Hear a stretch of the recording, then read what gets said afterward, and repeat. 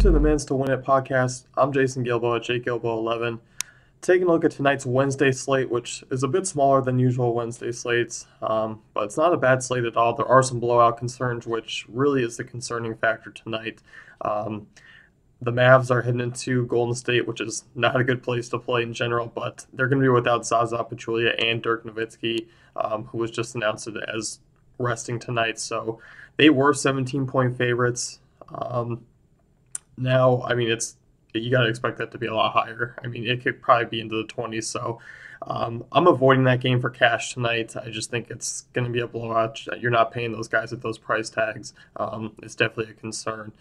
The other blowout concern tonight, Cleveland against Phoenix, 17-point spread as well. And you're looking at Phoenix, and I still think the backcourt situation is interesting just because they're going to play a ton of minutes anyway. So Archie Goodwin and Booker are still in play for me there, despite the blowout concerns. But the Cavs side, I think they're just more GPP plays than anything if Phoenix is able to keep that game close. Pistons, 12-point favorites against 76ers, but you know what? The Sixers have not been easy pushovers of late since Ish Smith has come to town, so I'm not really concerned about that one, and that one is the one I feel most comfortable about taking shots at in cash games and GPP, so I'm not worried about the blowout concern there. The same with Boston and Denver.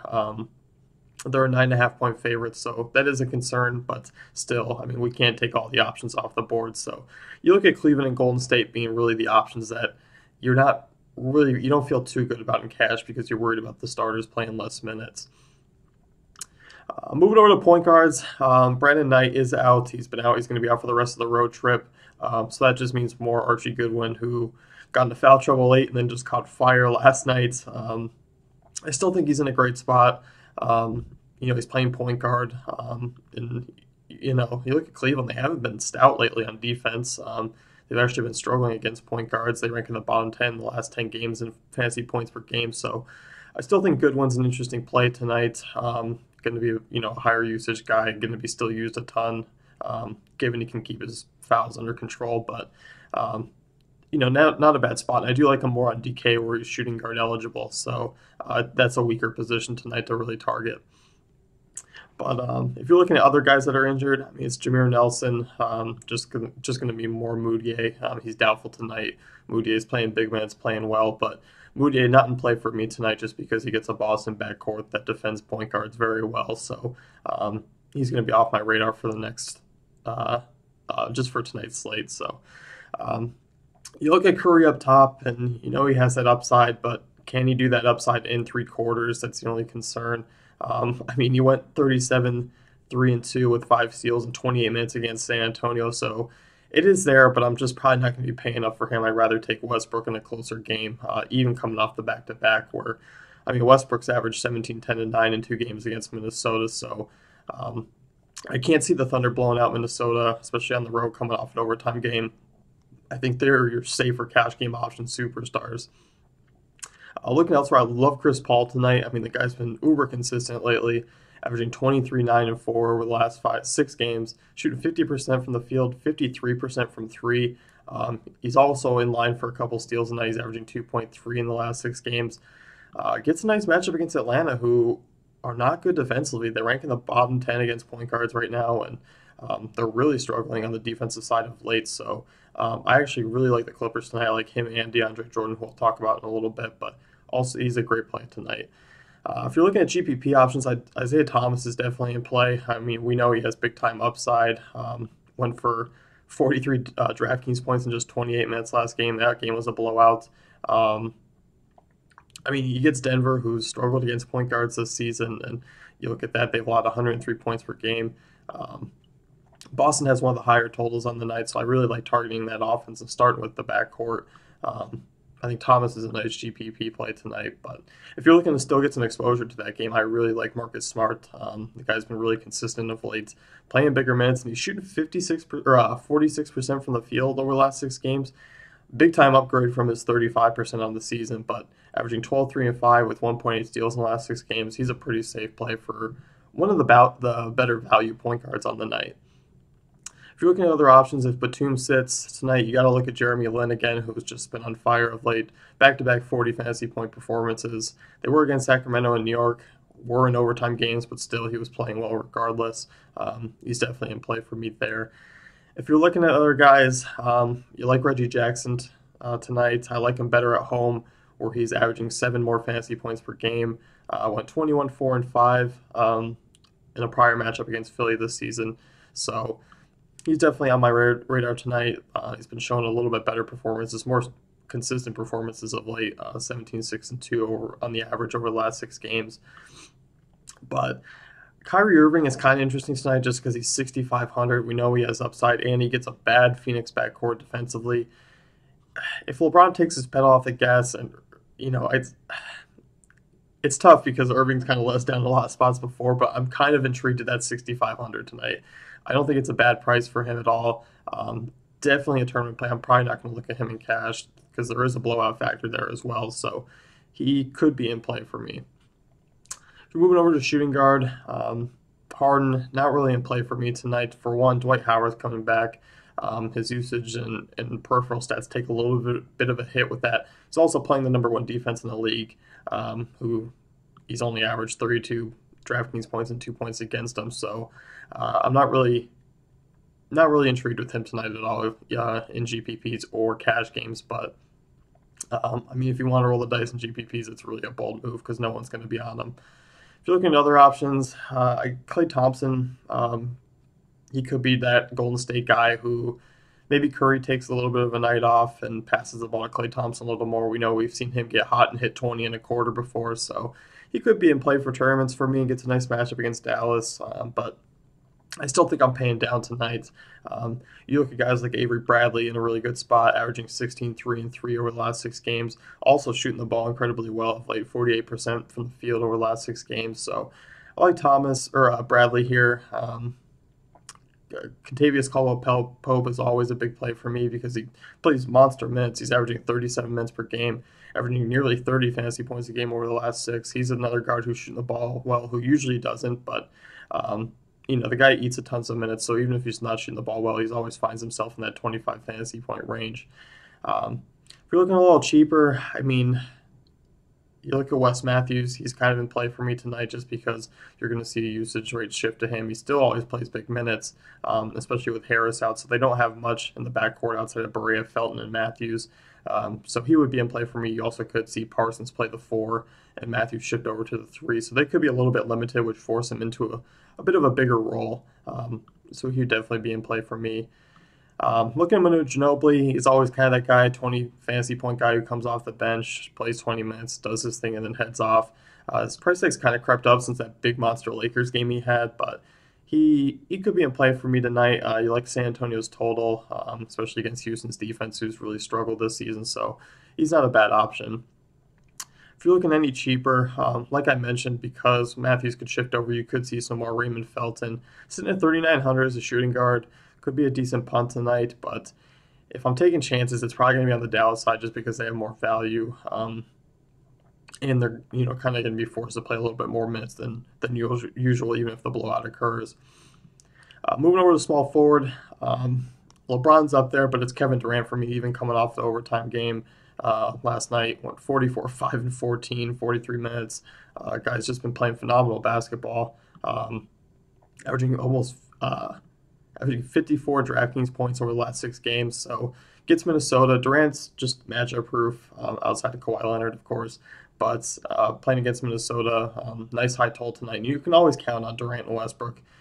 They're always going to get a juicy total, and you're always going to find themselves being guys in that 45-plus fantasy point range, so definitely a safe option for me. If you're looking at tournaments, I like to know Gallinari. Boston struggled against small forwards this season. Gallinari's not a big peripheral guy, but when he gets hot and scores 30 fantasy points, and he also tacks on more rebounds, which Boston's not a tremendous rebounding team. They rank 20th in rebound differential, so he's could get an uptick in rebounds, which would help for me. But he's averaging 22, 1, and 4 over the last 5 games. We've seen him pop off for 40 tonight, which would be huge in tournaments at his price. So not a bad matchup against Boston. Hopefully that game still stays close. You really like that game anyway.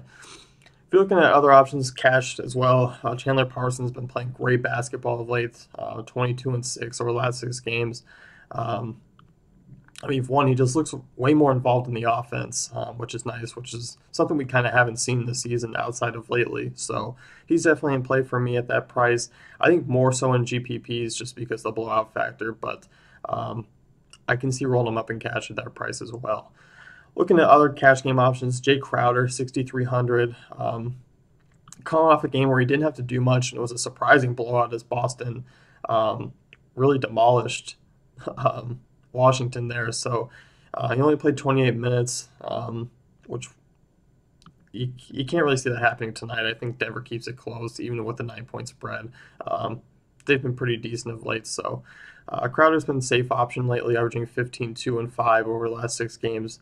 Uh, he's a guy who can rack up steals as well. I mean, Boston's a tremendous defensive team as far as racking up steals, so I do like him.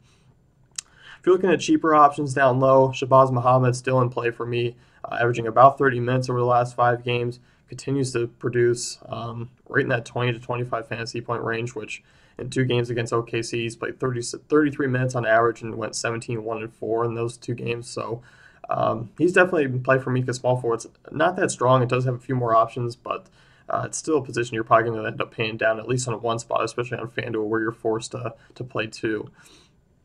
If you're looking at other options, a deep sleeper, I guess you could say, is Wesley Johnson. I mean, the guy's almost bare minimum. It just depends on what Doc wants to do with him that night. I mean, we've seen him come in and get hot. You look at, I mean, the guy has 3 20-point performances in the last 5 games, but he doesn't play a ton of minutes, 20 to 25. Sometimes he hits 28. Definitely in play for me because Atlanta's defense hasn't been great. So you could look at him as a deeper GPP option, but I think you'd rather take Shabazz and cash just for the safety. Looking at power forward, you like Draymond Green tonight in that matchup, because he's never one to really get factored in blowouts. He still comes in and plays well, but I just still think that price is way too high. Just definitely a GPP move with me. He's kind of taken a back seat over the last few games, only averaging 12, 7, and 8, which from his earlier days, it looks a little bit mild. So still playing well, but not at that price tag. I don't think I'm taking him. I'd rather go with the safe guy like Paul Millsap, who is just playing great basketball, averaging 18, 3, and 10 over the last 5 games, shooting 59% from the field, racking up over 4 blocks and assists and steals per game right now. High-scoring game against the Clippers, expected to be close. I think that's one of my favorite games to target tonight just because you look at those teams, great options in that mid-range price tag with upside and safety. I think Millsap's probably my favorite power forward on the slate. Next to this guy, Nerlens Noel. Jahlil Okafor already ruled out tonight, and Noel's just a beast down low. I mean, the guy defensively is phenomenal, averaging 4.6 blocks and steals per game over the last 5.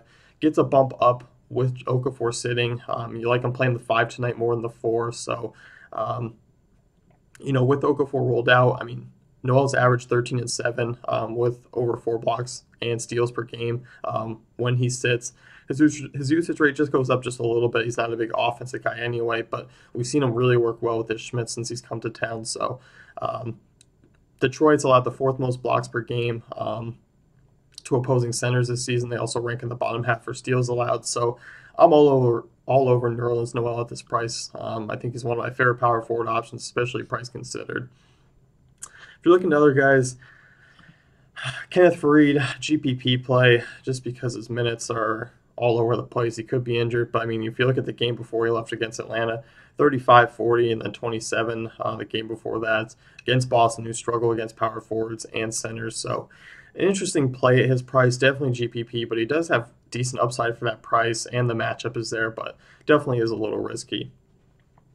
Looking at other guys, Ersan Ilyasova been playing pretty well of late, been really consistent, which is not a word we usually use with Ersan Ilyasova, but averaging 14 and 7 over the last 6 games, starting to play a little bit bigger minutes, struggled against Utah with foul trouble, but I mean, the guy's been playing really solid basketball of late, so I'm all over him playing it up against Philly, who struggle against big men, ironically, even with Noel down there, but he's definitely in play for me.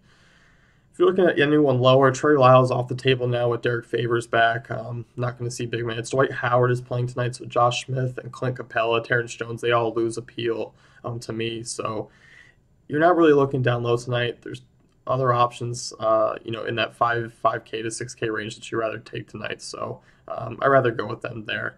And I mean, favors, I'm not sure about his minutes tonight. He played 20. Could go in a little higher, had a day off of rest. Just 6,800 on DK. His prices come down. Went 14, 1, and 5 in 20 minutes there. Went 5 of 8 from the field. So it is risky, but I mean, if those plays come up, it wouldn't be a bad option.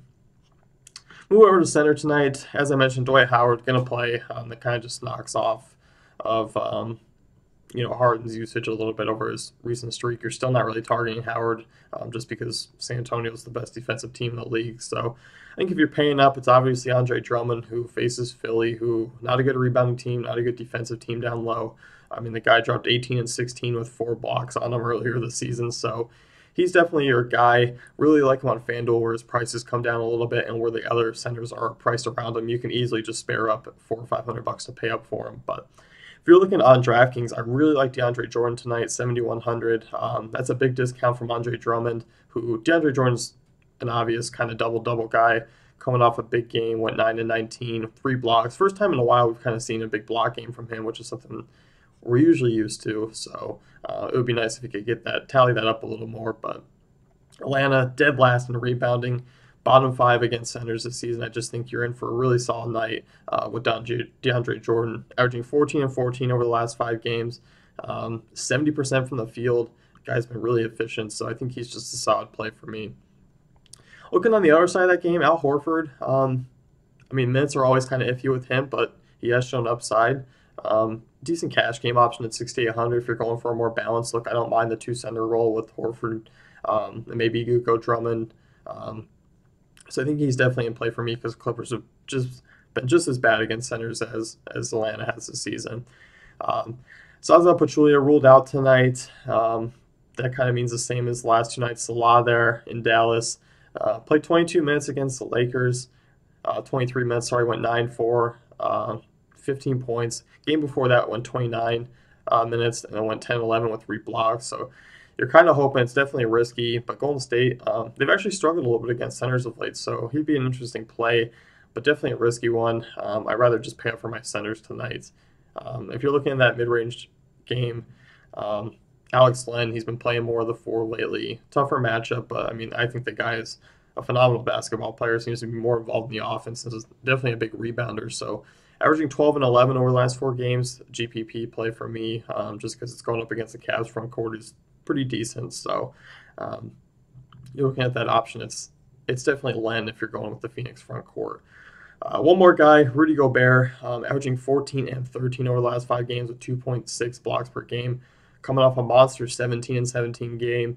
With favors still being kind of limited coming back, you can kind of look for that from him tonight with that upside. Still very cheap on both sides. I'm definitely all over Gobert, especially against a Charlotte front court that's really hindered right now.